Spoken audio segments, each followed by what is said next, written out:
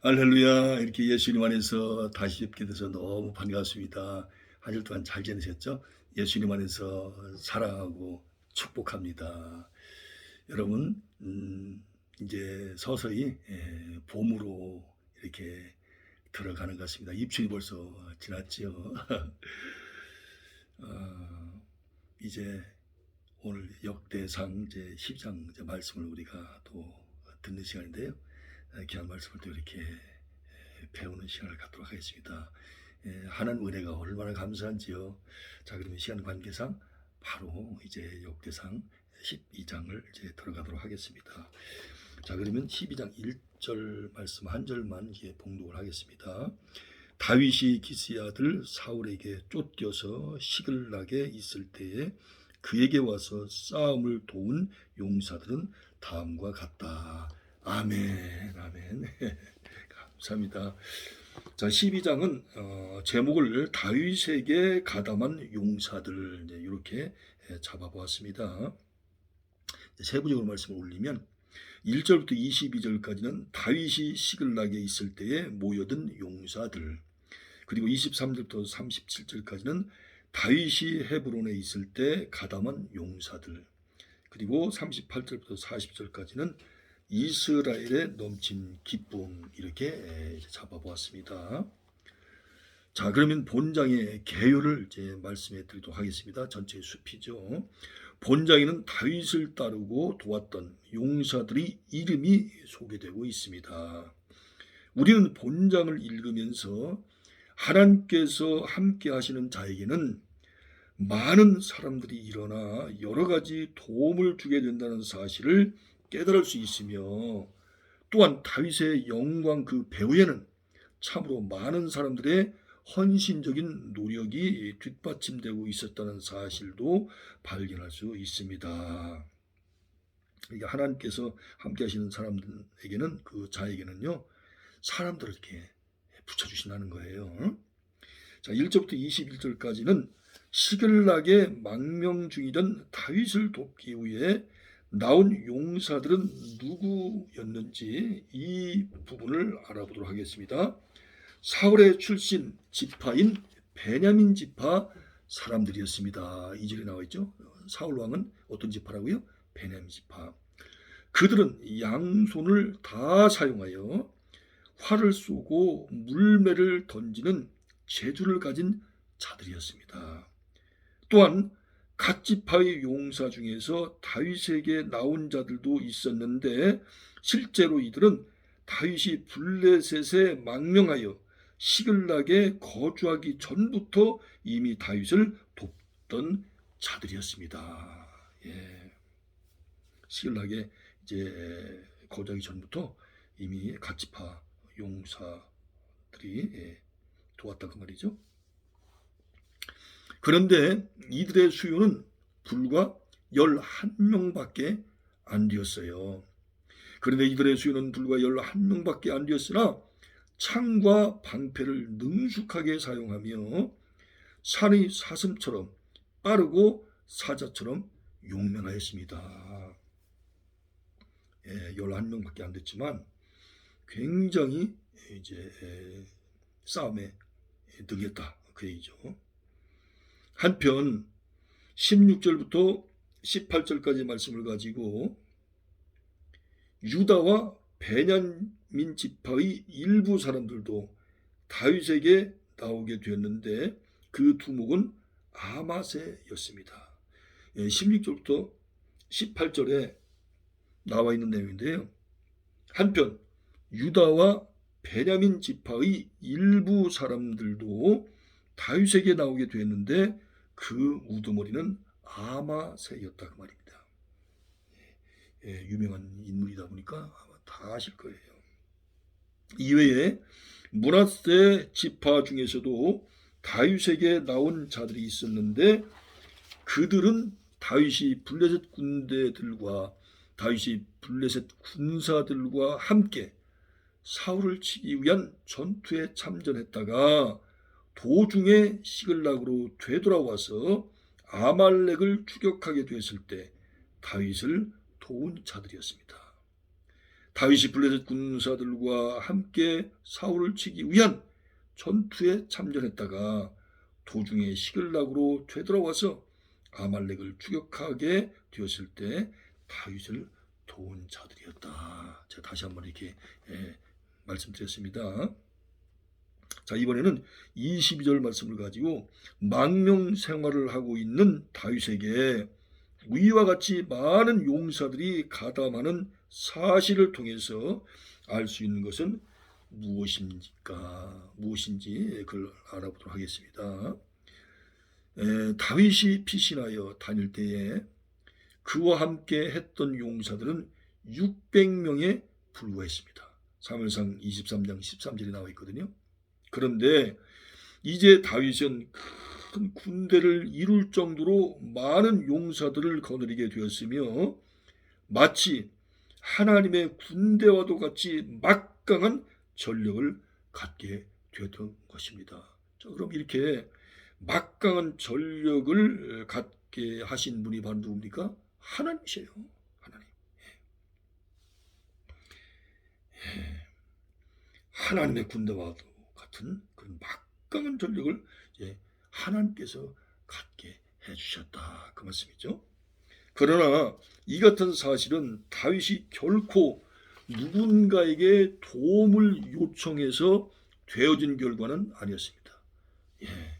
놀라운 사실은요, 다윗이 뭐 사람을 찾아가서 나 좀 도와달라, 나를 이렇게 좀 이렇게 나에게 힘을 실어달라, 또 뭐 이렇게 애걸복걸 아주 사정을 그렇게 안 했다는 거예요. 오직 하나님께서 다윗을 구원하고 도와줄 자를 친히 보내주신 결과였습니다. 하나님이 알아서 이렇게 다윗을 도와줄 용사들을 많이 붙여주셨다는 거예요. 그러면 여러분 궁금하지 않습니까? 왜 이렇게 다윗에게 많은 사람들을 붙여주셨을까? 그것은 바로 다윗이 흠결이 있지만 전체적으로 보게 되면 하나님을 기쁘게 하려고 하는 중심으로 하나님을 기쁘게 하려고 하는 그런 삶을 살았거든요. 철저히 주님만 의지하며 살아가려고 몸부림쳤다, 그 말씀입니다. 하나님께 모든 것을 다 맡기고 살아왔다. 이런 것들이, 그러니까 하나님의 뜻대로 살아가려고 정말 몸부림친 사람이다. 이런 것들이 하나님 마음을 기쁘게 한 겁니다. 내 마음에 합했다고 그랬잖아요. 그러므로 오늘날에도 하나님께서는 자신의 모든 삶을 전적으로 의탁하는 자에게 사람의 기대를 초월한 참으로 놀라운 도우심을 베풀어 주십니다. 그러니까 우리가 기도할 때 하나님 좀 저를 돕는 사람을 좀 붙여주세요, 뭐 그렇게 기도할 수 있어요. 당연히 또 우리가 하나님 일을 할 때 혼자 할 수 없잖아요. 우리가 어떤 팀으로 단체로 이렇게 해야 또 효과적이고 또 큰 일을 감당할 수 있지 않겠습니까? 그래서 뭐 이렇게 귀한 좀 일꾼들 보내달라고 그렇게 기도를 하잖아요. 저도 그렇게 기도할 때가 있어요. 근데 더 중요한 것은, 또 근본적이고 본질적이고 핵심적인 것은 바로 뭐냐? 내가 하나님의 뜻대로 사느냐, 바로 이겁니다. 내가 성령님의 인도하심 따라 살아가느냐, 영원한 대장 되신 예수님의 뒤를 따라 가느냐, 그 말입니다. 정말 기도보다 성령보다 내가 앞서지 말아야 된다, 그 말입니다. 철저히 하나님을 앞세워야 된다. 이것이 바로 하나님께 전적으로 의탁하는 삶이요, 하나님께 전적으로 맡기는 삶이 아니겠습니까? 이럴 때 전혀 예상치 않게 주님께서 알아서 이렇게 다윗에게 귀한 일꾼들을 붙여주신 것처럼 함께 일할 수 있는 일꾼들을 붙여주신다는 사실이에요. 자, 이번에는 23절부터 37절까지 말씀을 가지고 다윗이 헤브론에 이르른 뒤에 그에게 가담하기 위해 나온 용사들이 각 지파별 수효는 어떠한지에 대해서 알아보도록 하겠습니다.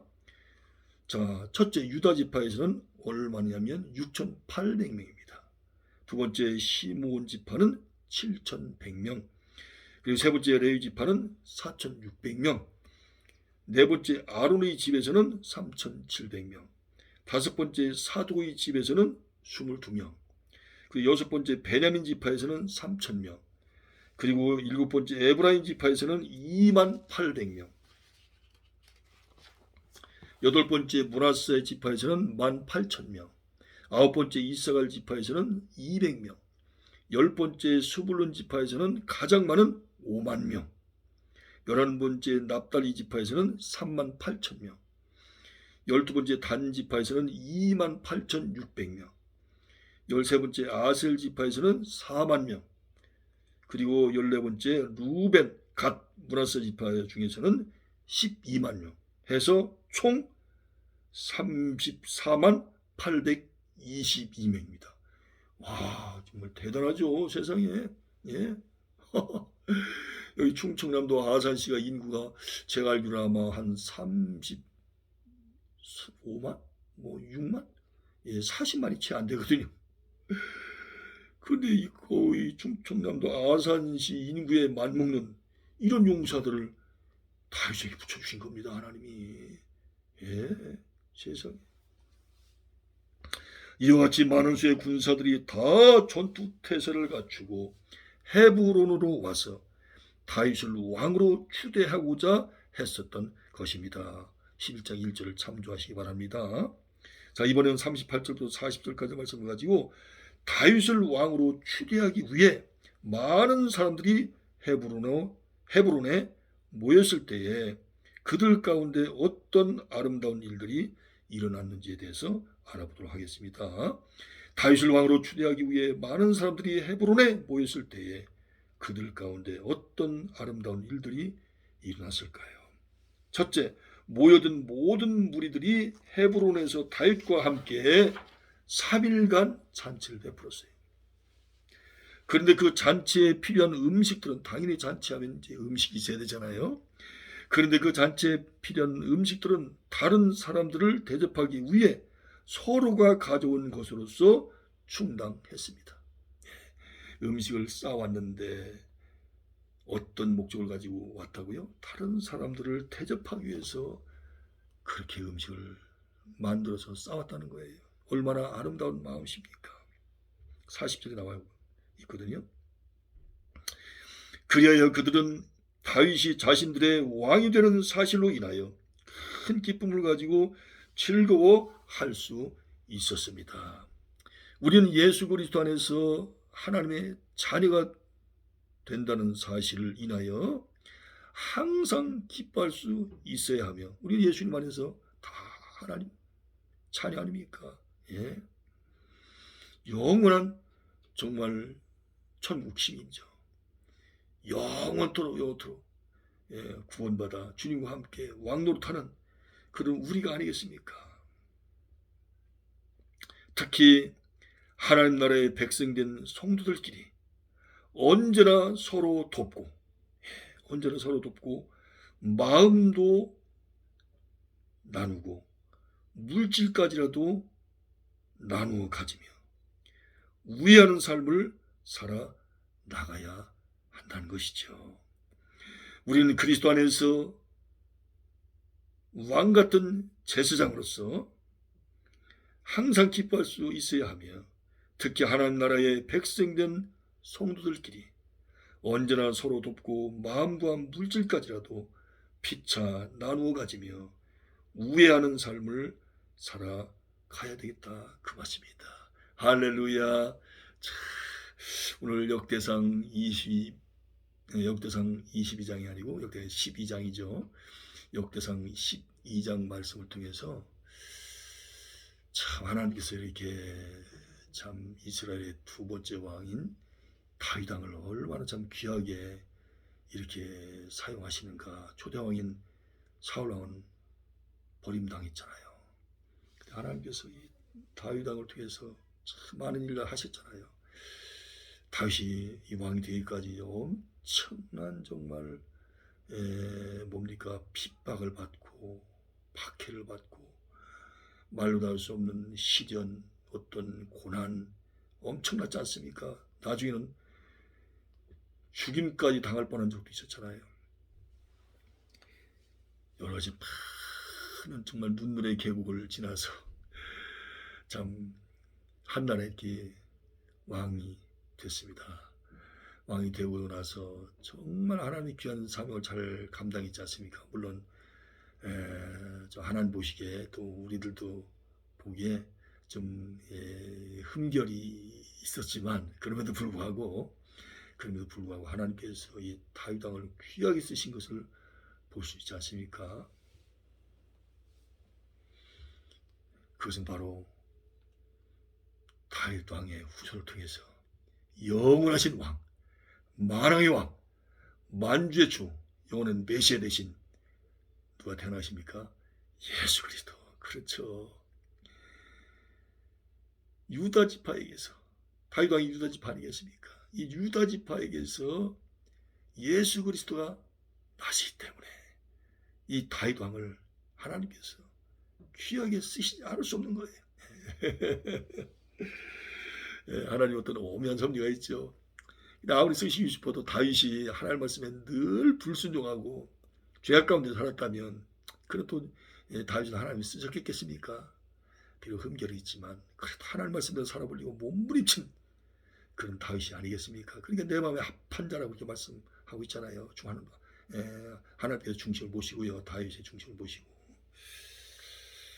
하나님께서 이렇게 함께 하시는 사람은 결코 혼자 일을 하게 하시는 것이 아니고 정말 귀한 일꾼들을 이렇게 붙여주셔서 위대한 하나님의 뜻을 펼쳐나가실 수 있도록 주님께서 섭리하신다는 사실을 역사하신다는 사실을 오늘 말씀 통해서 다시 한번 깊이 깨달을 수가 있습니다.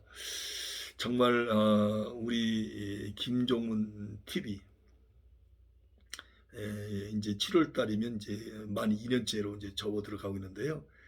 엊그저께 시작을 한 것 같은데 벌써 만 2년째로 서서히 가고 있네요.